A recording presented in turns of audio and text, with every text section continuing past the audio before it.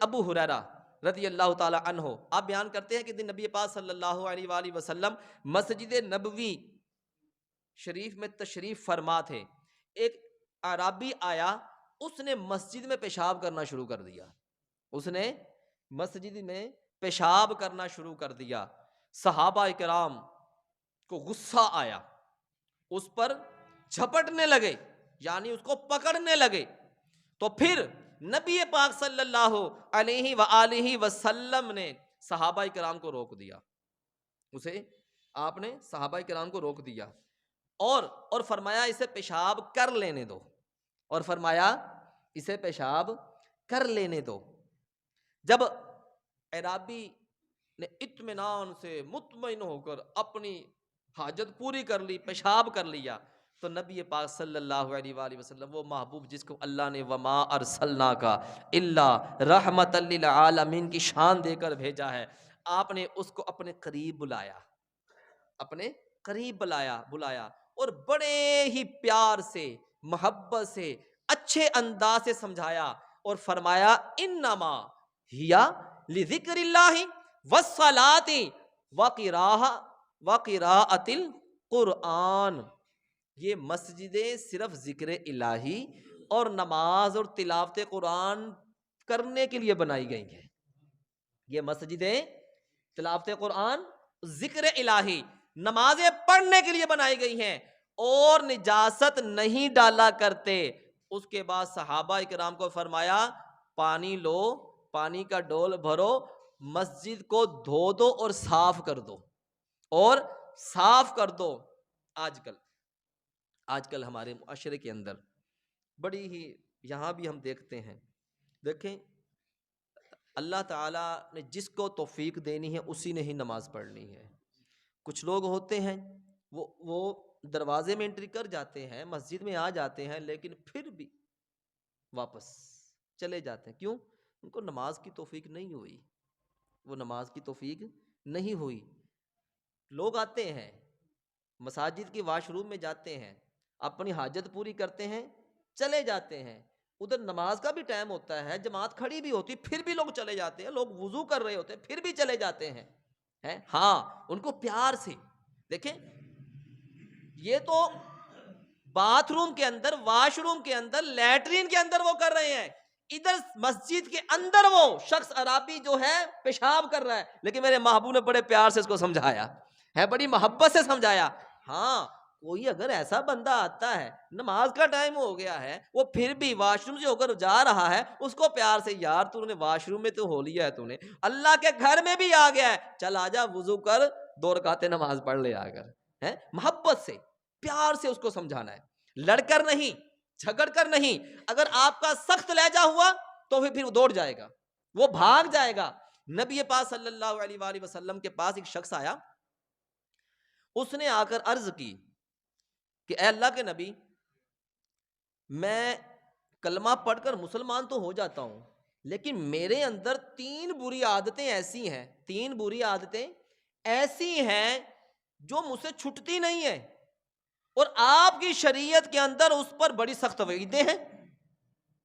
میں آنا تو چاہتا ہوں, لیکن وہ جو عادتیں میرے اندر بری ہیں, گندی عادتیں ہیں, وہ آپ کی شریعت کے اندر اس کے اوپر بڑی سخت وعیدیں ہیں.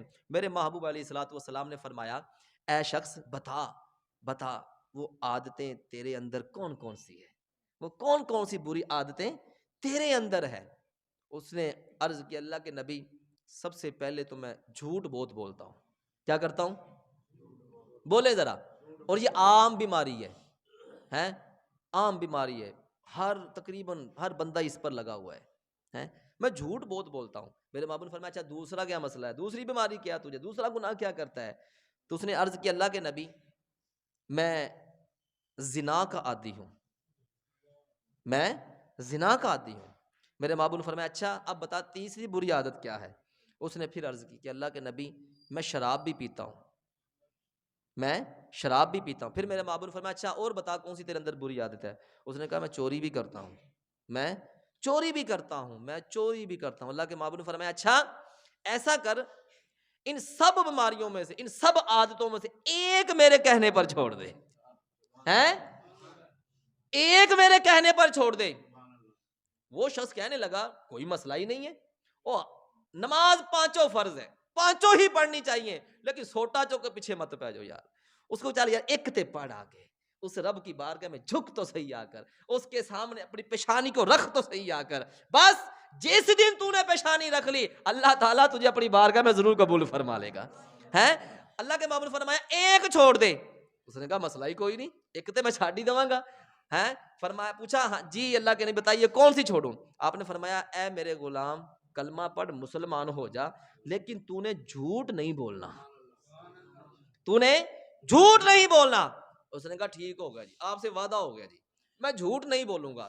اٹھ کر چلا گیا, اٹھ کر چلا گیا, اٹھ کر چلا گیا. جب شراب پینے لگا نا, شراب کی بوتل کو ہاتھ ڈالنے لگا, دل کے اندر خیال آیا کیا بندے تو نے کلمہ پڑھ لیا ہے, مسلمان ہو گیا ہے, اور اگر تو شراب پی کر گیا تو وہ جو نورانی محفل ہے اس کے اندر تو تو بیٹھ ہی نہیں سکتا ہے, اور پھر میں نے وعدہ کر لیا ہے جھوٹ میں نے بولنا نہیں ہے, جھوٹ میں نے بولنا نہیں ہے. وہ بوتل شراب اٹھائی پھینک کے مار دی سائڈ پر. اچھا جی اب آگے چل پڑا, ایک کا تو وعدہ کر لیا جھوٹ بولنا نہیں ہے, 3 رہ گئی تھی. اچھا جی اب وہ گیا ہے کوٹھے کے اوپر, گیا اپنی زنا کاری پوری کرنے کے لیے گیا. جب وہاں پر پہنچا نا, جب وہ طوائفہ کے پاس اس عورت کے پاس جانے لگا نا, تو وہ کہنے لگی سنا ہے کہ تو کلمہ پڑھ کر مسلمان ہو گیا ہے, سنا ہے تو کلمہ پڑھ کر مسلمان ہو گیا ہے, یہ کام کر کے ہے تو وہاں پر کیسے جائے گا, اور اگر انہوں نے پوچھ لیا تو پھر کیا بتائے گا, کیا بتائے گا. اس کے دل میں خیال ہے ہاں اگر میں نے یہ کام کیا, مجھ سے پوچھ لیا گیا تو پھر میں کیا جواب دوں گا, جھوٹ میں نے بولنا نہیں ہے, جھوٹ میں نے بولنا نہیں ہے.